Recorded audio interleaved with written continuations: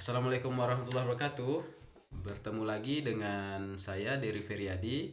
Kali ini kita akan membahas bagaimana melakukan uji normalitas data.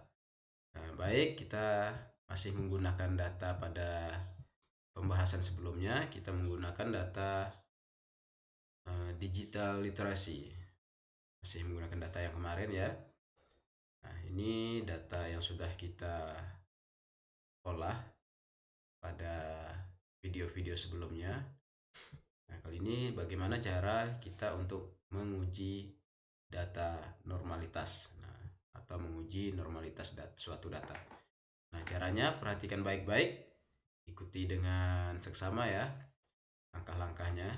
Oke, yang pertama yang harus kita lakukan untuk melakukan uji normalitas data adalah kita melakukan analyze. Nah, kemudian langkah selanjutnya kita memilih menu deskriptif statistik, langsung kita ke menu explore, kita klik. Setelah muncul seperti ini, tampilan awalnya di dependent list kosong, factor list juga kosong. Apa yang harus kita lakukan? Yang akan kita lakukan adalah memindahkan data main ke bagian dependent list, karena yang akan kita hitung adalah yang akan kita masukkan adalah nilai rata-rata atau min digital literasi sebagai dependent list. Oke, sudah masuk. Kemudian pada faktor list ini kita akan memasukkan data jenis kelamin, karena mahasiswa itu kan berjenis kelamin pria dan wanita, itu yang akan kita hitung untuk uji normalitasnya. Kita pilih yang jenis kelamin yang sudah kita transform ke dalam bentuk angka ya. Kalau kita menggunakan masih dalam bentuk angka yang ini, maka tidak bisa dihitung. Kita cari yang sudah kita transform dalam bentuk angka. Nah, ini data jenis kelamin. Kita pindahkan ke faktor list. Nah, setelah berpindah seperti ini, langkah selanjutnya kita klik menu yang ada di sebelah kanan, yaitu menu plots. Klik, kemudian di sini tampilan awalnya seharusnya seperti ini. Nah, belum ada terklik apapun kecuali di bagian box plots dan spread and EVS level with Leven. Apa yang harus kita lakukan jika tampilan awalnya seperti ini? Nah, kita tentu di sini pada tampilan awal stem dan leaf itu tercentang ya. Nah, kita lakukan dengan mengklik histogram, karena nanti pada saat diproses histogramnya juga muncul. Histogram uji normalitas datanya juga muncul seperti itu. Nah, di bagian stem and leaf ini kita hilangkan centangnya. Nah, kemudian di bagian normality plot with test ini kita centang, karena kita akan melakukan uji normalitas, maka normality plot with test ini kita centang. Selanjutnya pada bagian spread and level with Leven test ini bagian yang sudah tercentang non ini jangan dipindah-pindahkan lagi, tetap di sini. Kemudian setelah tampilan seperti ini, maka kita klik continue. Nah, setelah kita melakukan klik continue, tinggal kita klik OK, maka data akan diproses. Nah, setelah diproses seperti ini, tampilannya ada explore, cache processing summary, kemudian deskriptif, ada test normality, ada histogram. Histogramnya pun ada untuk jenis kelamin wanita dan untuk jenis kelamin laki-laki. Kemudian ada normal QQ plot of mean digital literacy for jenis kelamin wanita. For jenis kelamin wanita. Kemudian ada juga untuk pria dan seterusnya, masih banyak ya. Tapi fokus kita adalah membaca hasil data normalitas. Nah, yang ini fokus kita, test of normality. Nah, di sini ada data rata-ratanya. Nah, sekarang sudah terbagi pria dan wanita.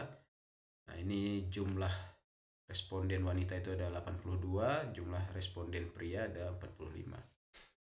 Nah, di sini ada Kolmogorov, Smirnov, ada Shapiro-Wilk. Nah, maksudnya di sini nanti yang akan kita gunakan data yang mana? apakah Kolmogorov-Smirnov, apakah menggunakan yang Shapiro-Wilk. Nah, bagaimana kita cara menentukannya? Cara menentukannya adalah dengan membaca data ini. Nah, jumlah wanita itu kan, jumlah responden wanita sebanyak 82. Aturannya, jika di atas 50 data atau 50 responden, maka ini bisa menggunakan menggunakan perhitungan Kolmogorov-Smirnov. Namun jika kurang dari 50 maka menggunakan Shapiro-Wilk. Nah, kita lihat yang wanita, responden wanita itu jumlahnya ada 82. Nah, seharusnya dengan 82 ini kita artinya bisa menggunakan Kolmogorov-Smirnov. Namun kita lihat lagi pada bagian pria. Nah, pria ini 45. 45 artinya di bawah 50, datanya di bawah 50. Nah, jika salah satu saja datanya itu kurang dari 50, maka untuk Kolmogorov-Smirnov ini tidak bisa digunakan perhitungan dengan menggunakan Kolmogorov-Smirnov. Mungkin jika di sini 51, di atas ini 82, maka kita bisa menggunakan Kolmogorov-Smirnov. Nah, tapi pada kenyataannya wanitanya 82, prianya 45, artinya salah satunya bernilai kurang dari, jumlahnya kurang dari 50. Nah, dari data respondennya, salah satu data tersebut kurang dari 50, maka perhitungan yang bisa dilakukan adalah dengan menggunakan Shapiro-Wilk. Nah, kita pilih yang Shapiro-Wilk. Bagaimana cara membaca bahwa uji normalitas ini berdistribusi normal atau tidak? Nah, caranya adalah jika nilai signifikansi itu lebih besar, karena kita menggunakan yang Shapiro-Wilk ya ini ya, lebih besar dari 0,05, maka itu datanya berdistribusi normal. Nah, jika dia kurang dari 0,05 maka datanya tidak berdistribusi normal. Nah, seperti itu. Nah, sekarang kita lihat bagian signifikansi.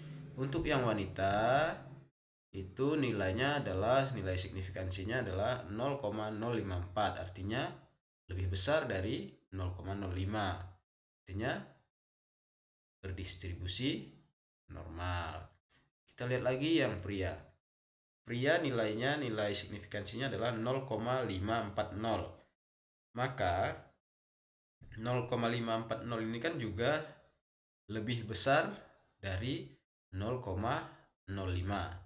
Maka data yang pria juga menunjukkan bahwa sebaran datanya juga berdistribusi normal. Nah, seperti itu. Artinya setelah dihitung menggunakan perhitungan Shapiro-Wilk, data uji normalitas ini sebaran datanya berdistribusi normal. Nah, seperti itu ya cara menyimpulkannya.